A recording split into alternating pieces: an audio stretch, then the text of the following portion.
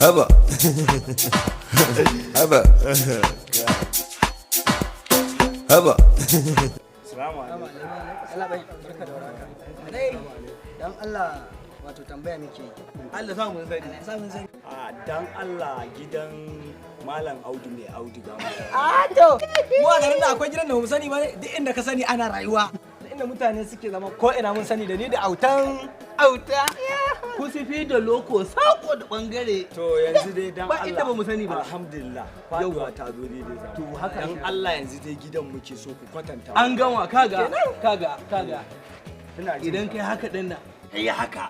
Ka ya wata kwana, za ka ƙara yin wata haka, kai ka ya wata haka, kai ka dawo haka, za ka ga wata katuwar bihiya a gurin, to ba nan za ka je ba. Kai ka ƙara yin haka ɗan gaba da ita, sannan ka dawo ɗan haka.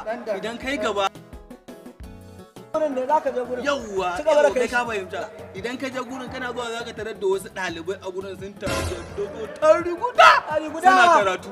In Allah ya da a gurin ina da yaƙinin kila. Ka samu gidan Malam Audu mai auduga.